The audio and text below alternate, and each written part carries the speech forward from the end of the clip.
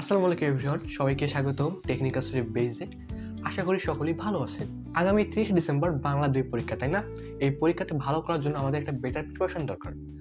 আর পরীক্ষার প্রিপারেশনকে বেস্ট করার জন্য আমরা নিয়ে এসেছি বাংলা 2 সাজেশন উইথ আনসার। ওকে, তো এখানে দেখতে পাচ্ছেন একটা হার্ড কপি এই সাজেশনের। তো এই সাজেশনে আমরা A to Z সবগুলো দেওয়া হয়েছে উত্তর সহ। হ্যাঁ, এখানে অতি সংক্ষিপ্ত, সংক্ষিপ্ত, রচনামূলক প্রশ্ন, সারমর্ম, সারাংশ, রচনা ইত্যাদি ইত্যাদি সবগুলো একদম A to Z পর্যন্ত দেওয়া আছে এবং বইয়ে কিন্তু অনেক জটিলভাবে দেওয়া আছে। এখানে আমরা অনেক বোধগম্য ভাষাভাবে উল্লেখ করছি, ঠিক আছে? তো আশা করি যদি এইটা আপনারা ফলো করেন আপনাদের বই পড়তে হবে না, এটা আপনার এখানে বই হিসেবে কাজ করবে, ঠিক আছে? তো এখন আমরা এই সাজেশনটির পিডিএফ ফাইলে দেখে আসবো, ঠিক আছে? তো চলো, তো আমরা এখন চলে এসেছি পিডিএফ ফাইলে। ওকে, তো এই ফাইলে দেখতে পাচ্ছেন কি, এটার নাম কি, বাংলা 2 বিষয় কোড 25721। তো এখানে আমরা যে লিখেছি অতি সংক্ষিপ্ত প্রশ্ন এবং উত্তর সহ লিখেছি। দেখো যে বাক্য কাকে বলে, ব্যাকরণ কাকে বলে, এরকম আমরা অতি সংক্ষিপ্ত 51টি দিয়েছি, মানে 00 সহ 51টা, নাম্বার হিসেবে বলে 50টা হবে, 51টা। হ্যাঁ, এগুলো গুরুত্বপূর্ণ, এগুলো অবশ্যই পড়তে হবে, ঠিক আছে? যে ডক্টর সুনীতি কুমার চট্টোপাধ্যায়ের মতে ব্যাকরণের সংজ্ঞা ইত্যাদি ইত্যাদি, এরকম আরো অনেকগুলো গুরুত্বপূর্ণ অতি সংক্ষিপ্ত প্রশ্ন আছে। যেমন বাংলা ভাষার কি যুগ বিভাগ, প্রাচীন যুগ, মধ্যযুগ, আধুনিক যুগ, এগুলো আসতে পারে, এগুলো অনেক গুরুত্বপূর্ণ। তারপরে যে আলালের ঘরের দুলাল গ্রন্থের রসিকতাকে, আচ্ছা এইটা কি বইয়ে কোথাও দেয়া আছে? আমার তো মনে হয় না, কিন্তু পরীক্ষায় আসছিল। হ্যাঁ, এবং এটা আমি বইয়ে খুঁজে পাই নাই, পরে এটা আমি ইন্টারনেট থেকে খোঁজ করে নিয়েছি, বুঝছেন?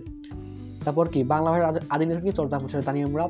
তারপর এই যে সময়কাল আসতে পারে, প্রাচীন যুগের কত, 650 থেকে 1200, তারপর মধ্যযুগ 1200 থেকে 1800, আধুনিক যুগ 1801 থেকে বর্তমান। তবে আলালের ঘরের দুলাল গ্রন্থের রসিকতার ছদ্মনাম কি ভাইয়া? এই যে প্যারিচাঁদ মিত্রের ছদ্মনাম হলো টেক্সাট ঠাকুর। ওকে, তো বাংলা বানার নিয়ম এগুলো কি গুরুত্বপূর্ণ, ঠিক আছে?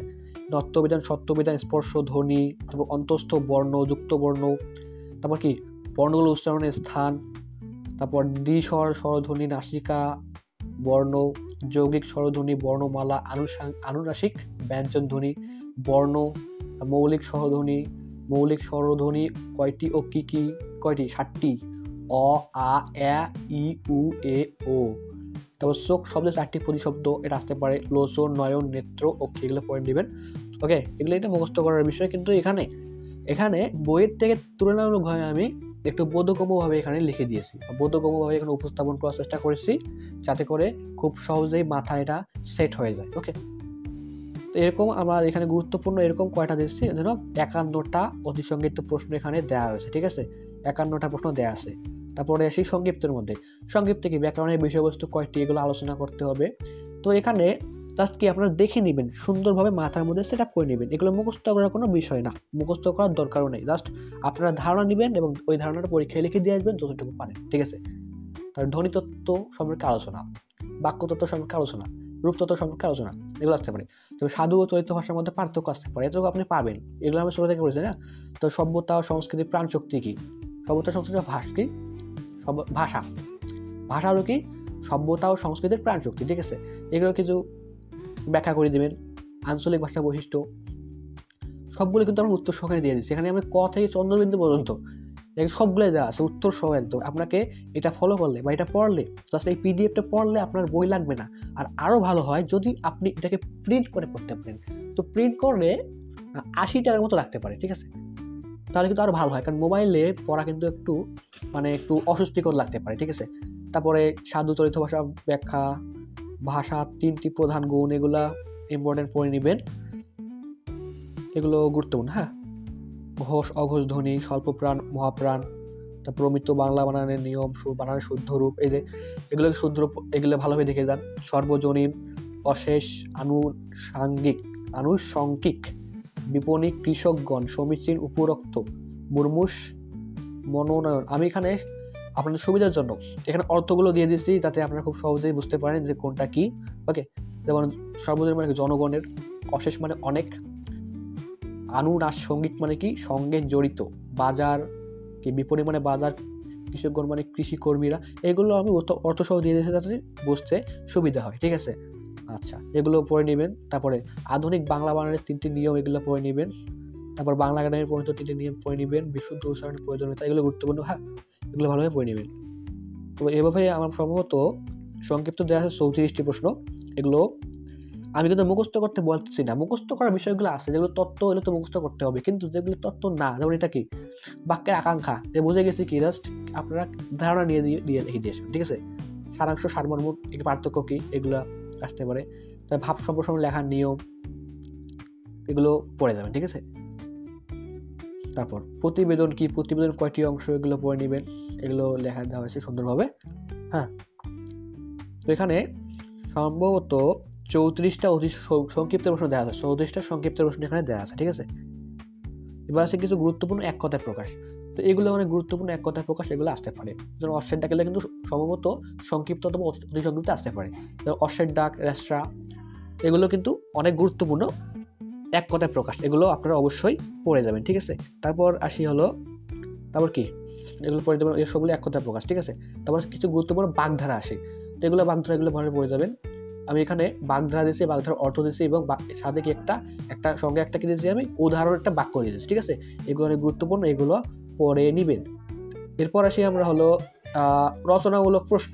তো রচনামূলকের মধ্যে ব্যাকরণের বিষয়বস্তু পড়ে দিয়ে আলোচনা করবো, এটা আসতে পারে, গুরুত্বপূর্ণ প্রশ্ন এটা কিন্তু। হ্যাঁ, এটা পড়বেন। তারপর 2 নম্বর, এগুলো এখন যেগুলো দিছি আমি সেগুলো গুরুত্বপূর্ণ প্রশ্ন, এগুলো জাস্ট ধারণা নজর পড়বেন, জাস্ট পড়তে হবে, মুখস্থ করার দরকার নেই বলতেছি, জাস্ট মনোযোগ দিয়ে সুন্দরভাবে পড়তে হবে, যাতে আপনারা পরীক্ষায় লিখতে পারেন, নিজের ইচ্ছা মতো লিখতে পারেন, অর্থাৎ নিজের জ্ঞান ব্যবহার করে লিখতে পারেন। ওকে, এগুলো পড়তে হবে। তবে এখানে কি আছে, বাংলা ভাষার উৎপত্তি ও ক্রম বিকাশ আলোচনা করবো। এখানে এটা যে শখটা আছে, এই শখটা আপনাদের অবশ্যই দিতে হবে, এটা মুখস্থ করে নেন শখটা।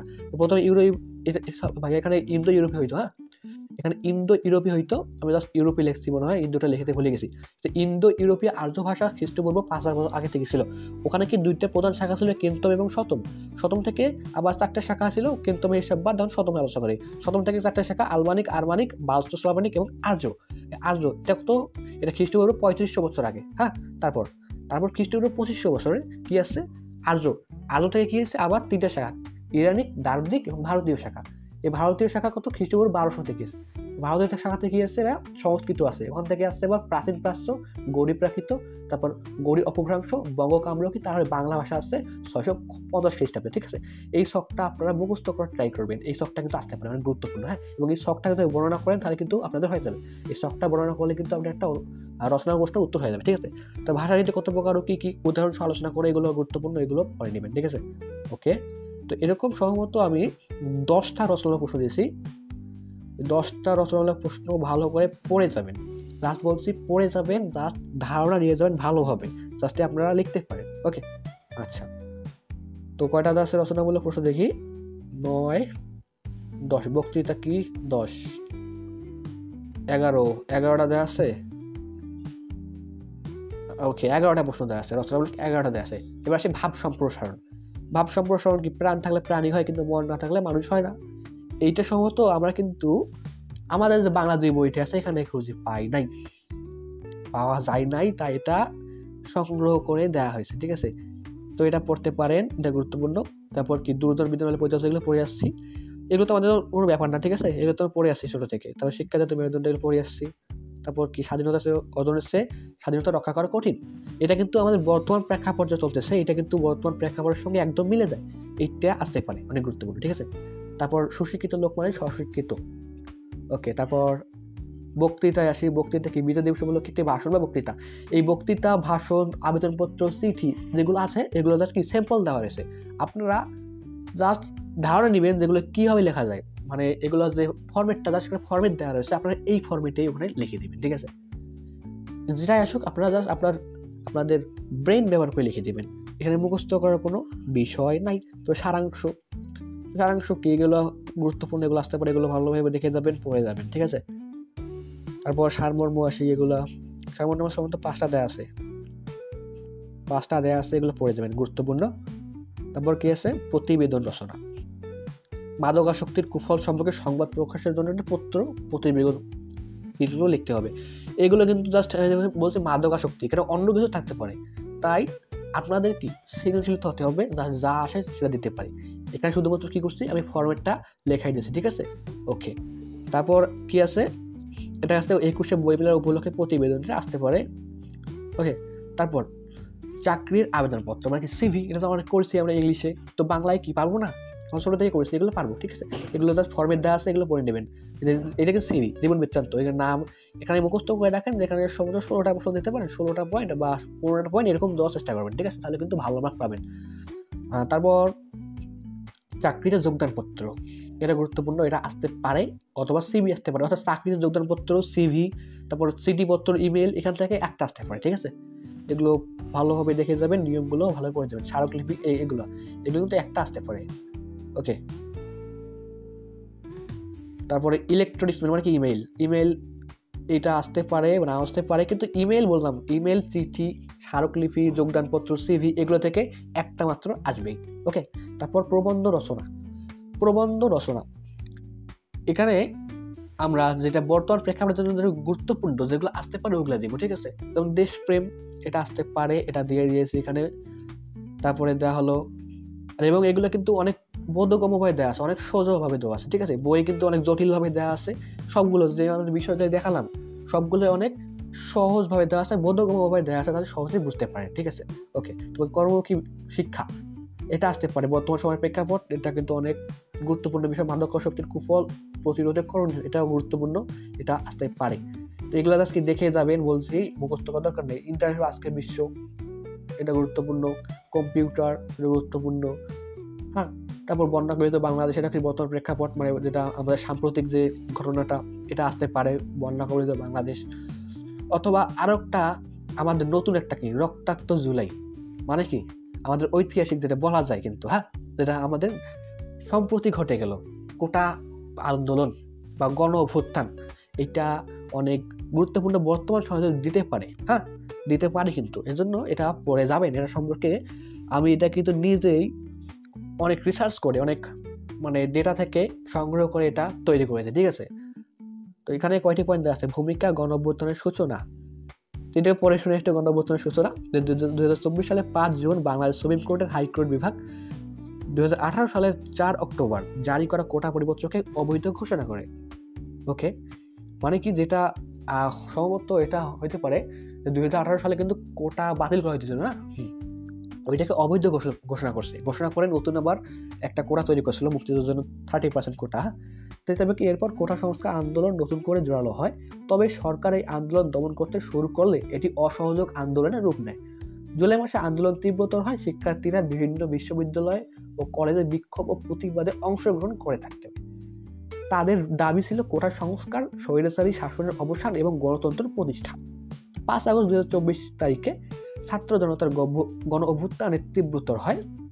এই আন্দোলনে কি ফলে প্রধানমন্ত্রী শেখ হাসিনার পদত্যাগ করতে বাধ্য হন এবং ভারত থেকে পালিয়ে যান, ঠিক আছে। ওকে, এরপর বাংলাদেশ সাংবিধানিক সংকটে পড়ে এবং 3 দিন পর মোহাম্মদ ইউনূসকে প্রধান উপদেষ্টা করে একটি অন্তর্বর্তীকালীন সরকার গঠিত হয়। অর্থাৎ এগুলো কিন্তু আমাদের কোনো ব্যাপার না, এগুলো আমাদের আসে খুব সহজে লিখতে পারবো। কারণ কি জানো, আমরা খুব সহজে এই জন্য লিখতে পারবো কারণ এগুলো আমাদের চোখের সামনে ঘটে গেছে, যে কি ঘটে গেছে। এখানে তো আমি ভালোভাবে লিখতে পারি নাই, কিন্তু আমরা যখন লিখতে ধরবা কিন্তু অনেক ভালোভাবে লিখতে পারবো, কারণ তোমরা দেখেছো যেখানে কি হয়েছে, অনেক ভাব তুলে ধরতে পারবা, ঠিক আছে। তো এটা আসতে পারে, এটা একটা প্রস্তুতি নিয়ে যেতে হবে। ওকে, তো তারপর একটা শব্দ আছে প্রিয় কবি। হ্যাঁ, তোমাদের যে কোনো প্রিয় লেখক, তোমাদের প্রিয় কবি সম্পর্কে তোমরা একটু ভালো জ্ঞান নিয়ে যাবা, যাতে আসলে লিখতে পারো। এখানে আমি দেখছি কাজী নজরুল ইসলাম, আরো তোমাদের যেটা ইচ্ছে সেটা দিতে পারো, ঠিক আছে। আচ্ছা, তো এই ছিল মূলত আমাদের এই নোটটি। ওকে, তো এই নোটটি রচনা করেছি আমি, তথ্য সংগ্রহ এবং সম্পাদনা আরিফুল ইসলাম। ওকে, এবং এই নোটটি কিন্তু আমি তোমাদের ফ্রিতে একদম পিডিএফ আকারে ফাইল দিয়ে দিব, ঠিক আছে। তো পিডিএফ ফাইল যদি নিতে চান ফ্রিতে, একদম ফ্রিতে, কোনো কিছু লাগবে না, জাস্ট আমাদের হোয়াটসঅ্যাপ যে নাম্বারটা আছে 01820267987, এখানে কি যোগাযোগ করতে পারেন, নক করতে পারেন, অথবা আমাদের মেইল আছে studybasedribble01@gmail.com, এখানে মেইল করতে পারেন। জাস্ট আপনি নক দেওয়ার সঙ্গে সঙ্গে আমরা দিয়ে দেবো, ঠিক আছে। নক দেওয়ার সঙ্গে সঙ্গে আমি দিয়ে দেবো। আমি এই কারণে আপনাদেরকে বলতেছি যে নক করার জন্য, কারণ আমি দেখতে চাই যে আমার কাছ থেকে কয়জন উপকৃত হইলো। আমি তো চাইলে ড্রাইভে কিন্তু লিঙ্ক দিতে পারতাম, কিন্তু না, আমি দেখতে চাই যে আমার কাছ থেকে কয়জন উপকৃত হইলো, তাই এইটাই করা। হ্যাঁ, তো সকলেই ভালো থাকবেন, সুস্থ থাকবেন, আল্লাহ হাফেজ।